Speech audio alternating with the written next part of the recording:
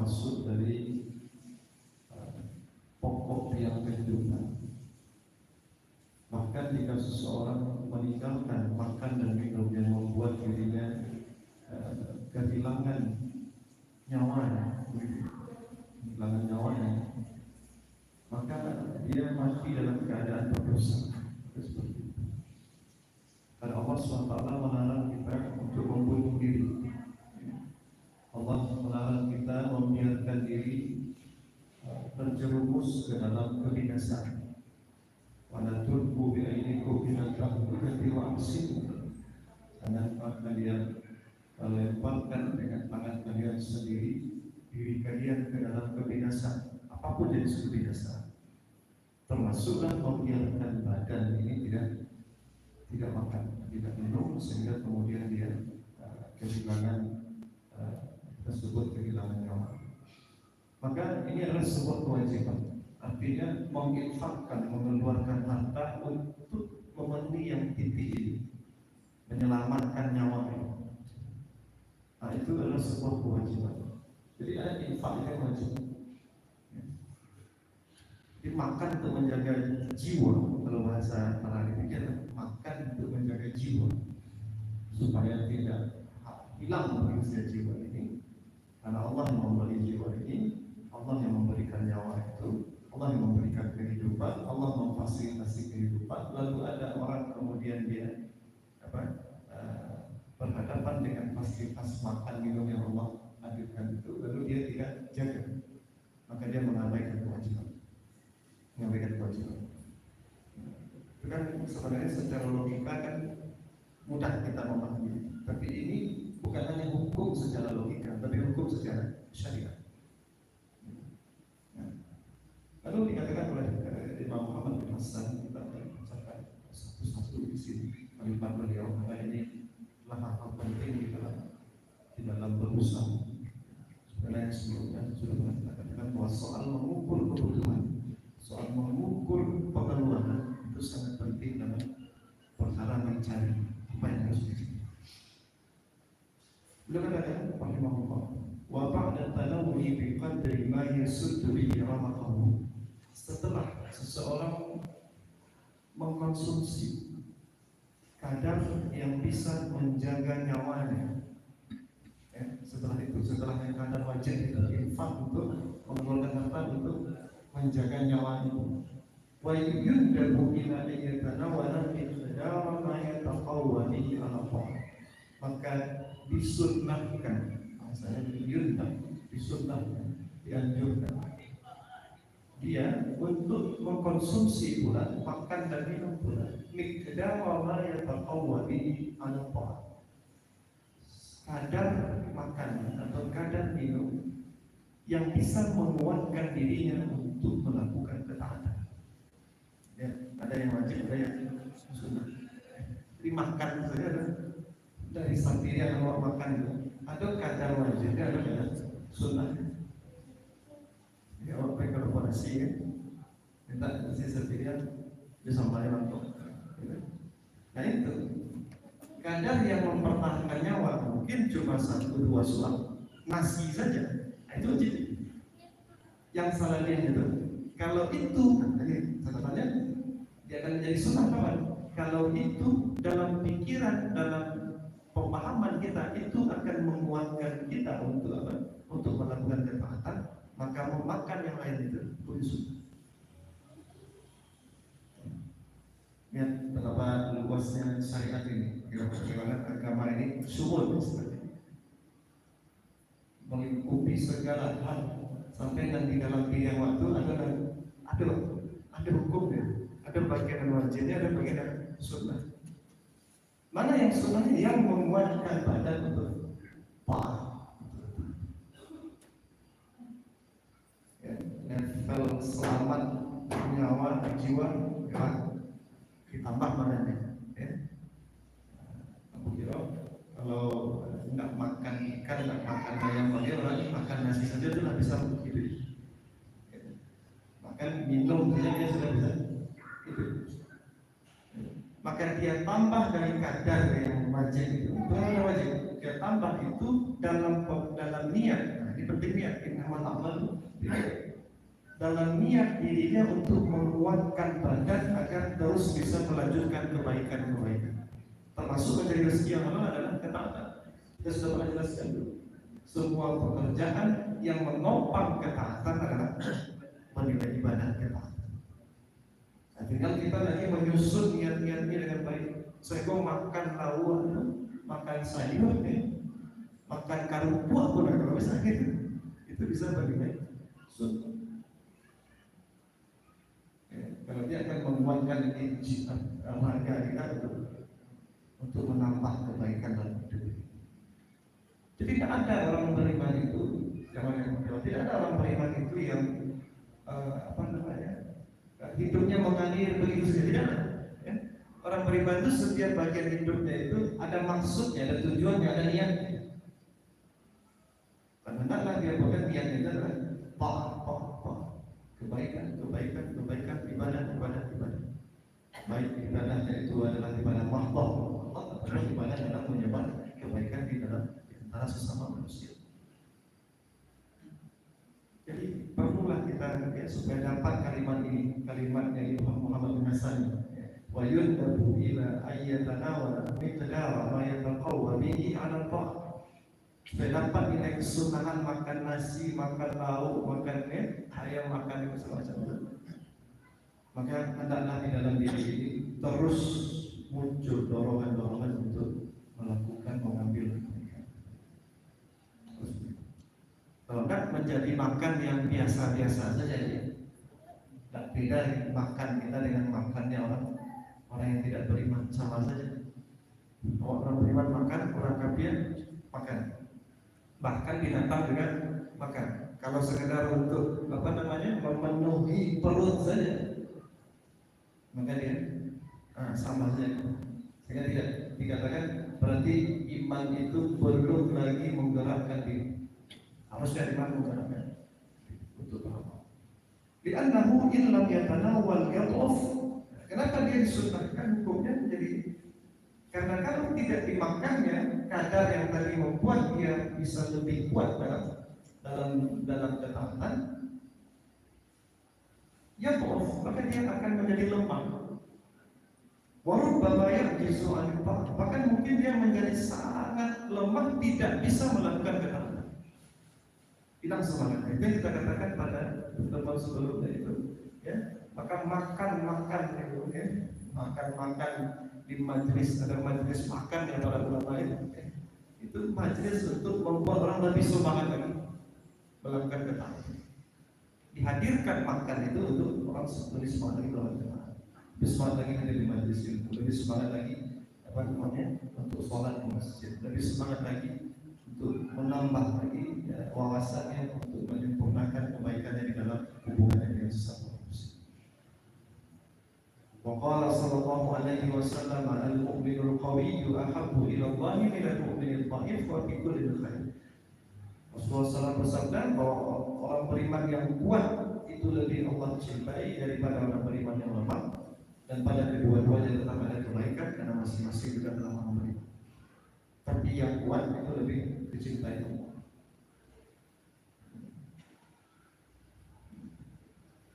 Kadang-kadang perlu kita memikirkan ini, ya. Mengambil bagian dari perkara makan dan minum ini bukan saja untuk memenuhi perut, menjaga nyawa, jiwa kita saja, juga untuk menyemangati kita, memperkuat diri kita untuk melakukan ibadah. Dari jalur ini juga, dari jalur pemahaman seperti ini juga, ya. Kemudian kita bisa mengenal kalimat sebagian ulama bahwa kopi itu sunnah. Minum kopi itu bernilai ibadah, karena sunnah. Karena para ulama itu untuk terus bisa memutalaah kitab, membaca, memahami, mendalami ilmu itu butuh kopi. Maka minum kopi ya, agar dia bisa lebih kuat belajarnya, ya, biar bisa lebih kuat lagi memahami syariat ini. Nah itu minum kopi itu dia tahu yang menguatkan dia untuk melakukan ketaatan. Kalau kopi dikadai dipukul di depan orang yang tidak mengerti bahwa hidup itu untuk ketaatan, dengan seorang alim, seorang ulama yang ngerti bahwa hidup itu adalah untuk ketaatan, itu kopi itu sama-sama kopi, mungkin sama-sama orang, tapi nilai minum kopinya beda. Ini bagian dari betapa luasnya pemaknaan dari hadis innama a'malu binniyat. Bahwa kadang-kadang innama a'malu binniyat itu untuk menjadi tameng saja dengan sebagian orang.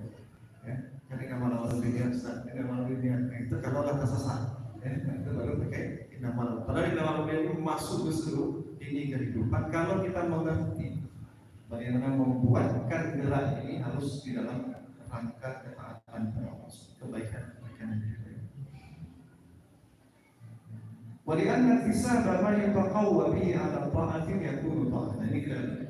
Dan juga karena mengusahakan sesuatu, bekerja untuk menguatkan badan agar bisa melakukan ketaatan itu, dia juga memberikan sebuah ketaatan. Wa huwa mandubun ila ittiyan bima huwa ta'at. Dan ini sesuatu yang dianjurkan, disunnahkan untuk menghadirkan bima huwa ta'at, menghadirkan sesuatu yang di dalamnya ada nilai ketaatan.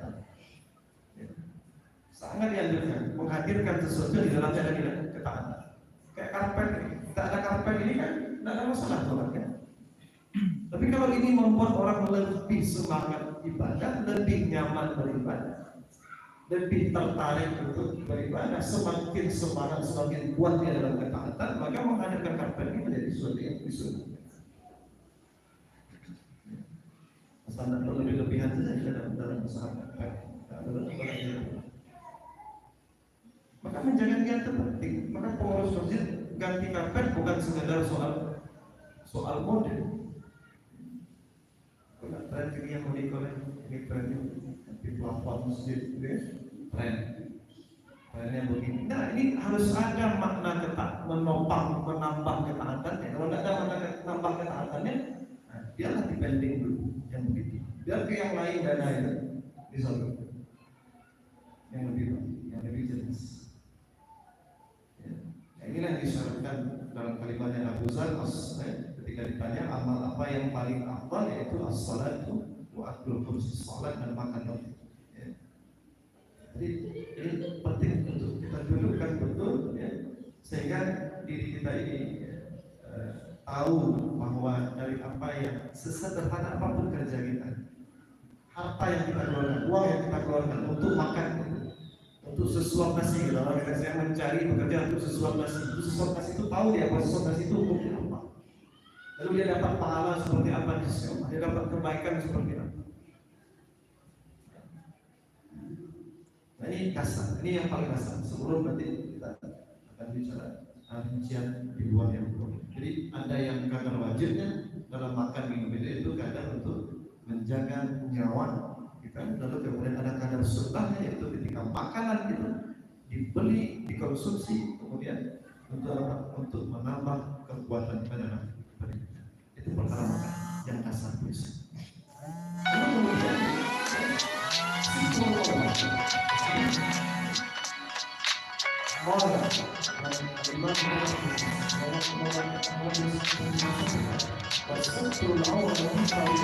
menutup aurat adalah sebuah kewajiban. Jadi setelah infak untuk makan dan minum yang tadi itu kecuali dari wajib dengan menutup.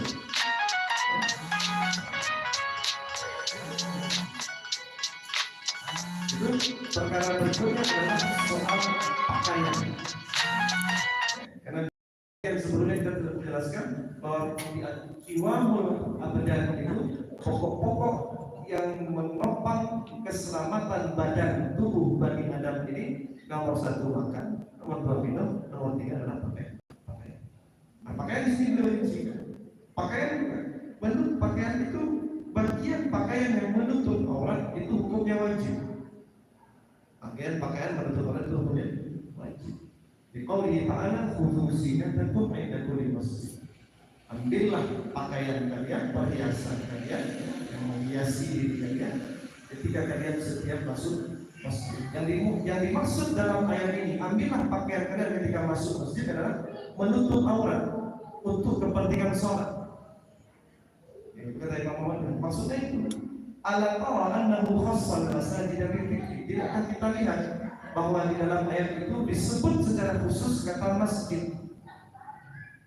Inda kulli masjidin, setiap kali ke masjid. Wan nasu fil aswaq akthar minhum fil masajid. Orang di pasar itu lebih banyak daripada orang di dalam masjid. Maka fala faidata li taksisil masajid bil dzikri siwa an yakuna al-muradu satral awrat ila hisab. Maka tidak ada maksud yang bisa kita tangkap dari Allah menyebutkan setiap masuk masjid itu. Pakailah pakaian setiap masuk masjid itu. Sementara keluar ini kan orang kita berpakaian juga, ke pasar kan berpakaian juga, ya, kapara orang berpakaian, ke kantor orang berpakaian juga, ke masjid berpakaian juga. Lalu kenapa dikhususkan ambillah pakaian itu untuk masjid? Tidak lain adalah menutup aurat untuk sholat. Jadi awak tadi baik dari rumah memakai pakaian itu dengan tujuan masuk masjid untuk sholat, maka memakai pakaian dan di dalam niat mendirikan sholat. Dan kita tahu dalam pemahaman diri kita bahwa sholat mesti menutup aurat. Bila kita sempurnakan menutup aurat kita, maka itu kita sudah melakukan sebuah kewajiban.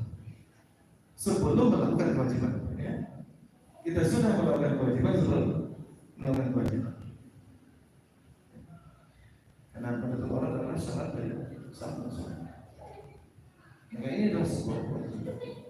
Wala in kana al-murad satrul aurat li ajli nas, kalau yang dimaksud adalah menutup aurat untuk menutupi aurat itu dari pandangan manusia, bukan masalah masuk sholat. Fal amru haqiqatun lil wujub, maka sebenarnya dia juga adalah sebuah kewajiban. Ya. Karena begini, karena ada sebuah hadis Imam Muhammad bin Hasan berpikir tidak seperti kita berpikir. Ya. Beliau menutup aurat untuk sholat wajib, ya selesai. Ya. Sekarang menutup aurat bukan untuk sholat, bagaimana? Untuk keluar rumah semata. Hukumnya apa? Hukumnya juga wajib, betul. Kenapa wajib? Karena sebuah hadis Rasulullah SAW. Ya. Lama ruya anak Nabi SAW lama dzakaru indahu kashfal aurat. Ketika para sahabat menyebutkan, bertanya kepada beliau tentang membukakan aurat. Qila lahu ara'aita law kana ahaduna khaliyan, ya Rasul, bagaimana menurut kalau kita ini terbuka aurat sementara kita khaliyan, sendiri saja di kamar awak atau di dalam kamar Nabi kan gitu. Kita mau buka aurat, bagaimana itu ya Rasul? Apa jawab Rasulullah SAW? Allahu ahaqqu an yusma' minhu. Allah itu lebih berhak untuk diberikan rasa malu kita. Kalau awak malu kawan, maka kepada Allah jauh lebih berhak untuk ibadah. Artinya apa? Rasulullah tidak ingin mengatakan bahwa orang kalau dia sendiri, ya, di dalam kamarnya lalu terbuka auratnya, ya, Rasulullah terbuka auratnya, maka Rasul tidak ingin katakan itu perkara kerja yang haram, tidak. Rasul ingin katakan harusnya kita malu sama Allah. Itu saja. Ya. Maka dari situ apa kesimpulannya? Bahwa kalau orang sendiri tidak ada manusia yang akan melihat dia, lalu dia terbuka auratnya, maka hukum dia menutup aurat di situ adalah sunnah. Untuk dianjurkan. Untuk apa? Memandang malu karena perasaan malu kepada Allah. Tidak wajib. Kalau sendiri itu hukumnya sunnah, tidak dilihat orang itu hukumnya sunnah. Berarti kalau dilihat orang bagaimana? Hukumnya wajib. Ini cara berbeda. Kalau kita mungkin cari jalur lain untuk bisa mengatakan bahwa menutup aurat dari pandangan manusia itu adalah sebuah kewajiban. Beliau mengambil dari pertanyaan sahabat tentang orang yang kalau sendiri saja dia buka auratnya, apakah dia melanggar kewajiban atau tidak melanggar kewajiban? Berdasarkan tidak kita, tapi dia sebaiknya menutup aurat. Hanya kalau kalau mandi itu sebaiknya dia tutup aurat yang paling minimal, atau dia tutup betul auratnya, itu lebih bagus. Tapi itu kan hukumnya apa? Lebih bagus, itu hukumnya adalah hukum sunnah. Apakah layak orang kemudian keluar dari kamar mandi seperti itu juga melihat orang banyak? Kan tidak. Maka dalam hal itu Imam Muhammad bin Shalih mengatakan, jadi mengambil pakaian itu ada hukumnya yang wajib, ada hukumnya yang sama dengan makan tadi. Ada makan itu yang mengeluarkan dana untuk makan itu yang hukumnya wajib, ada yang sunnah. Begitu pula mengeluarkan dana untuk berpakaian itu ada yang hukumnya wajib, ada yang hukumnya sunnah. Ketika untuk sholat itu jelas itu kewajiban. Agar terhindar dari pandangan agar tidak dilihat orang banyak aurat kita, itu juga sebuah kewajiban. Dan banyak sebenarnya dalil untuk menunjukkan ya, bahwa seorang muslim itu harus menutupi auratnya ketika dia berada berkemungkinan dilihat oleh pandangan manusia. Kalau dia sendiri hukumnya berarti baju dan bandi itu udah untuk keluar rumah saja. Nah, gitu. Berarti pakaian yang kita buat kita pakai ini bukan untuk keluar rumah saja, bukan untuk yang wajib saja, untuk di rumah pun hendaknya ada pakaian kita.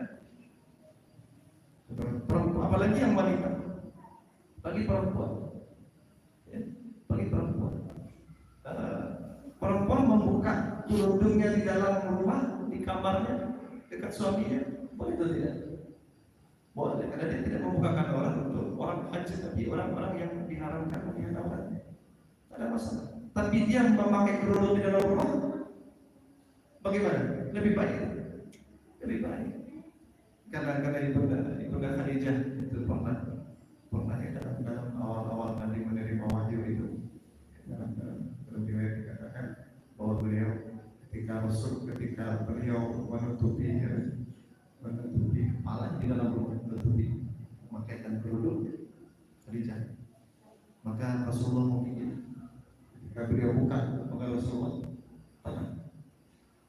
Dan kecerdasan Siti Khadijah itu berarti sesuatu yang membuat takut Rasul itu ya, tidak suka kalau saya membuka kepala ya, dan berpaling. Tapi kalau saya tutup kepala saya, dia datang. Maksudnya Jibril itu, malaikat itu tidak suka melihat aurat. Kalau manusia menutup auratnya, maka dia datang. Orang beriman. Kalau orang beriman, manusia itu ya, kalau membuka aurat, maka dia malaikat itu berpaling. Berarti menutup aurat. Karena malu ada malaikat yang akan menyaksikan kita. Allah menyaksikan kita. Berarti hukumnya sunnah. Maka ada pakaian dibeli untuk sebuah kewajiban, pakaian dibeli untuk sebuah sunnah. Bahan ibadah, baju ibadah, basahan untuk mandi, ya. Itu apa pun ya. Ada nggak kita mikir sampai di situ? Hanya para ulama, ya. Banyak para ulama yang bisa mendetailkan itu. Bahkan yang begitu dalam menyiapkan kain basahan untuk mandi saja, itu bernilai kebaikan, bernilai pahala di sisi Allah SWT. Dan itu infak, ya kan? Pakai harta. Kenapa kita sudah bicara harta ini hal yang sangat besar-besar, mengenai kecil-kecil ini kita tidak pernah bisa bereskan. Padahal di situ ada menunaikan kewajiban, di situ ada mengambil sunnah.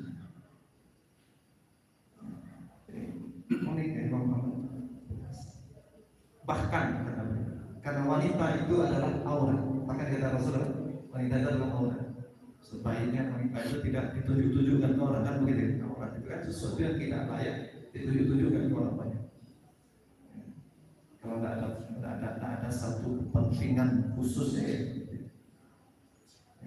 maka dikatakan di sini. Qala wa 'alan nasi ittikhadul awliyati linaqlil ila nisa, dan hendaknya, kalau di sini bahasanya wajib, 'alan nas, wajib bagi kita orang banyak ini, ya, apa? Menyiapkan bejana-bejana, ember-ember, gayung-gayung, ya, apalah itu ya, baskom untuk apa? Linaqlil ila nisa, untuk memindahkan air dari luar rumah ke wanita yang ada di dalam. Mengeluarkan harta untuk memudahkan para wanita supaya tidak mudah saja para wanita kita ini nampak auratnya oleh orang banyak.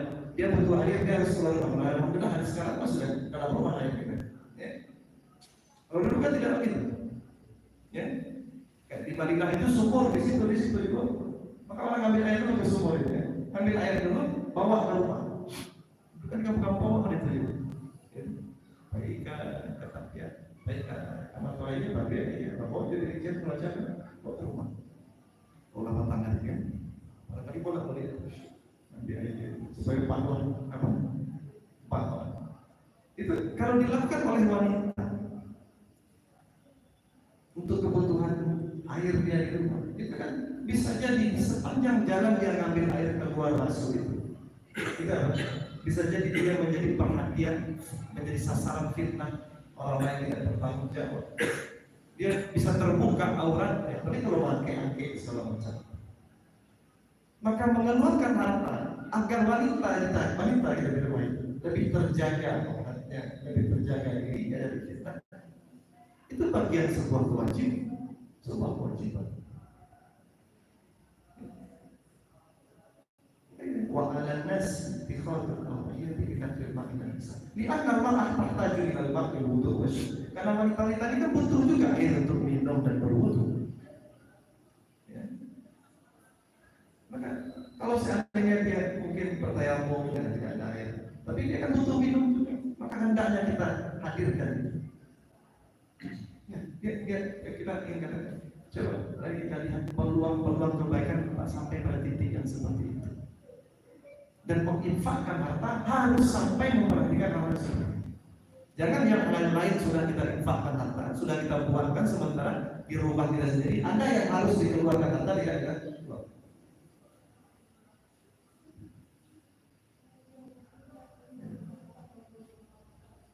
Perkara toilet, air, ini kan kamar mandi, kebersihan. Itu kan perkara yang tidak sederhana. Makanya orang kalau belajar fikih toharoh itu jangan hanya tinggal di atas kita. Dia harus keluar menjadi sesuatu yang menggerakkan banyak kebaikan. Oh, supaya lebih sempurna dulu. Kalau musim bercuci kan dipisahkan. Sekarang kita disatukan, didekatkan. Dulu kan dijauhkan antara tempat buang air dengan tempat berwudu itu. Itu butuh biaya lebih banyak, kan? Dibanding kalau dia didekatkan saja, kan? Kenapa orang dulu mau dijauhkan? Kok sajinya disikut sampai bau gas, disikut sampai bau air di belakang rumah. Jadi buku atau tape, di situ ada tape. Kalau tape dan sebelah sini itu tuh wangi, tape dan sikut tuh bau gas. Mengorbankan harta, tenaga untuk membuat yang seperti itu diantara wujud dari pekerjaan fikih toharoh di dalamnya.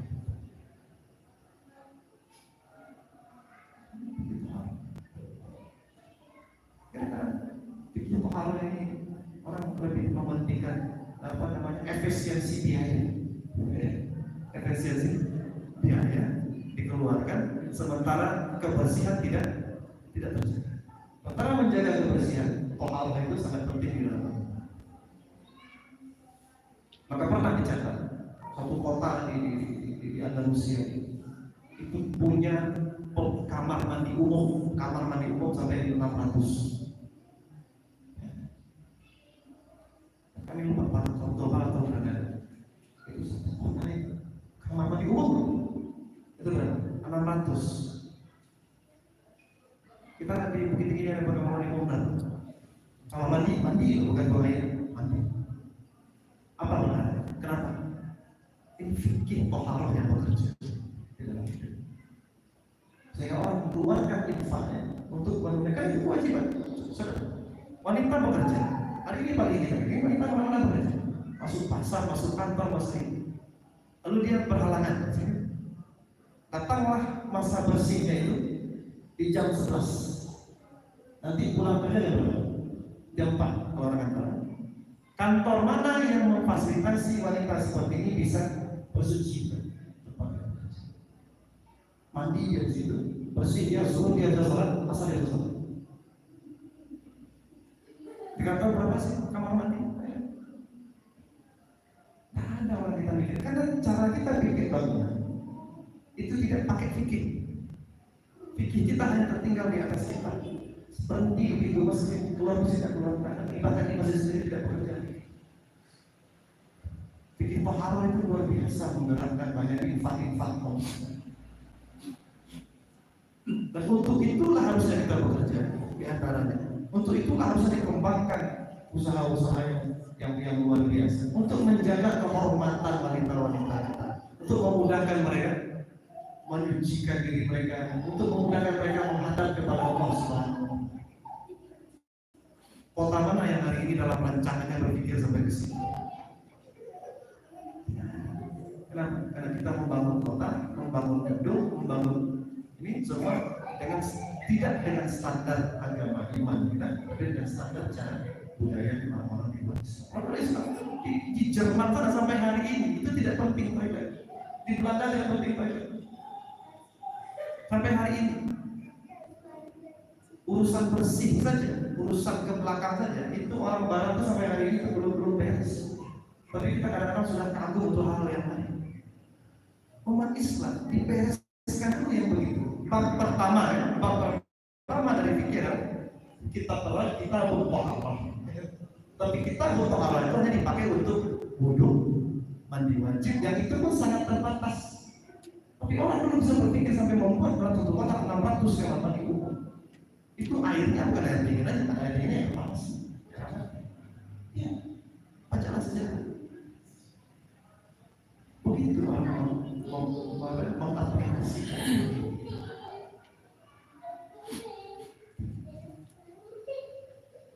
Kami lupa, kita ada di Indonesia kota yang menyiapkan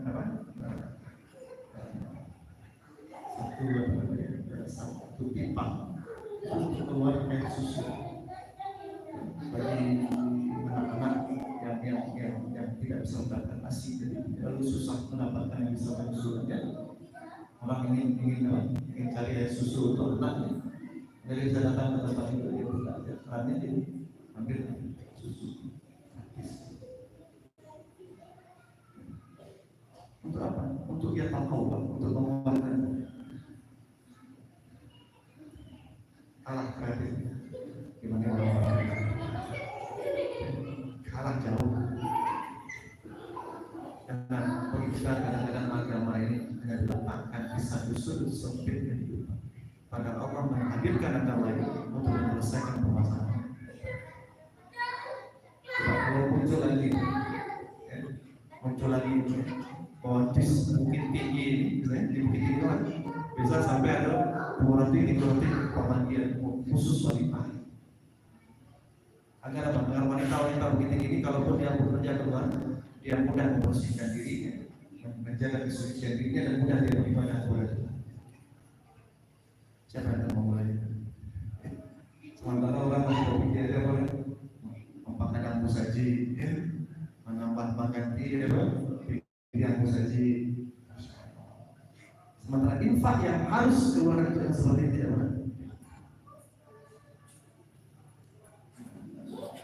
harus sekali. Atau kami bertanya apa hukum yang menghiasi masjid?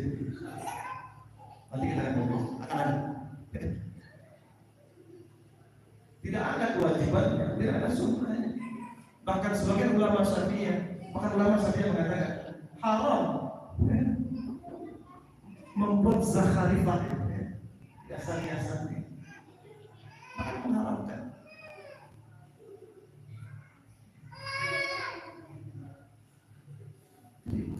Hati-hati dalam mengeluarkan harta. Ini maksudnya dalam mengeluarkan harta ini, kalau tidak tepat sasaran, catatan sejarah menunjukkan ketika umat ini mulai tidak tahu kemana harta harus dikeluarkan, yang wajib-wajib tidak terselesaikan, yang sunah-sunah tidak dibuat dengan harta itu, ujungnya apa? Jatuhlah banyak daulah-daulah Islamiyah karena tidak pandai menempatkan infak harta. Pernah ada masjid dulu mau dibuat di ini plafonnya ini emas, sudah dipasang emasnya, plafonnya emas sudah banyak, saking banyaknya harta kamu sendiri tadi. Apa paling ulama suruh turunkan, baik emas ditaruh di sana. Dan ketika harta ini diinfakkan oleh banyak penguasa untuk hal yang sia-sia, dan itu dicatat dalam buku sejarah. Ada kitab-kitab runtuhnya 30 daulah Islam. Ketika infak dari negara itu, pengeluaran negara itu lebih banyak untuk para penyanyi, ya, untuk para penyanyi dibandingkan untuk keilmuan, untuk yang seperti tadi itu menyelesaikan kewajiban-kewajiban dasar. Ya. Maka saat itu negara-negara negeri-negeri itu daulah-daulah itu sedang mengalami kemunduran dan kemudian berujung. Jadi itulah turunan dan bukti nyata dari kalimat Rasulullah SAW. Fitnah, setiap umat itu punya fitnah, dan fitnah umat itu adalah harta. Bukan ketika tidak pandai mencari harta, tapi ketika tidak pas menginfakkan, mengeluarkan harta. Karena yang begini tidak dipelajari.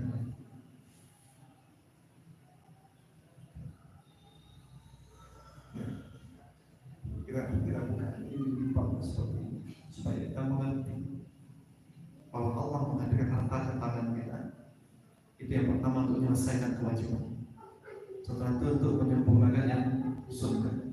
Nah, kalau lebar yang jelek, ambillah yang mubah, yang itu bermanfaat. Itu akan selalu kita ulang. Yang wajib selesaikan, yang sunnah tambahkan, yang mubah kalau ada yang manfaat ambil. Tapi kalau tidak ada manfaatnya, jangan disimpan-simpan, kita baca-baca. Kalau tidak dia berlakulah kaidah lain yang akan mengatakan begini: banyak mengambil yang mubah akan mengantarkan kepada yang makruh, banyak mengambil yang makruh akan mengantarkan kepada yang kaidah. Itu bukan kaidah dalam fikih saja, tapi itu kaidah hidup yang harus kita tanam.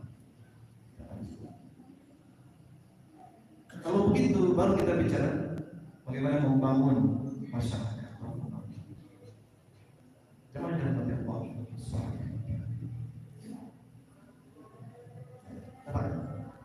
Jadi ini perkara makan dan bentuk aurat sampai memudahkan wanita. Wanita juga ya, memudahkan wanita untuk bisa menyelesaikan kewajiban.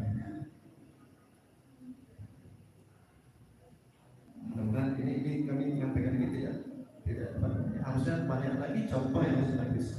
Tapi kan ini menjadi satu pemikiran bagi kita bersama. Sudah kita belajar soal kasat ini sampai jadi seperti ini, masuk ke perkara infak. Ternyata perkara infak bukan sesuatu yang hanya akan ditulis di dinding masjid, infak sekian yang kayak masjid tidak, bukan soal bangunan saja. Bahkan urusan di belakang sana itu lebih penting untuk terus kita perhatikan daripada yang di dalam sini. Bagaimana caranya di situ tak masuk najis di sini. Alhamdulillah bagus panjang sekali jalan dari daerah sampai tapi mesti lain bagaimana musola bagaimana masih panjang dan semua. Ayo kita berpikir soal infak karena semakin cerdas kita mengelola harta kita, semakin besarlah jiwa-jiwa kepemimpinan itu hadir dengan dan makin mudah muncul pemimpinan. Dari mana ini? Doa kita ya. Lana min azwajina wa dzurriyyatina waj'alna lil muttaqina imama. Itu semakin mudah muncul pemimpin. Di antara cara memupuk jiwa kepemimpinan adalah dengan menyelesaikan perkara infak. Perkara pengeluaran pokok bisa dan sampaikan di malam ini. Nah, itu menjadi pemikiran kita. Kalau misalnya jangan hanya dipikir-pikir, mulai kita untuk menyusun apa yang harus dibuat mulai dari rumah kita mungkin dari hal yang dekat. Setelah pada pertemuan berikutnya akan dirincikan lagi soal makan, minum dan menutup malam ini supaya kita semakin cerdas dalam mengelola. والله أعلم بالصواب. سبحانك اللهم وبحمدك أشهد أن لا إله إلا أنت ونستغفرك ونتوب إليك وصلى الله على سيدنا محمد وعلى آله وصحبه وسلم. الحمد لله رب العالمين. Bila taufiq wal hidayah. Assalamualaikum warahmatullahi wabarakatuh.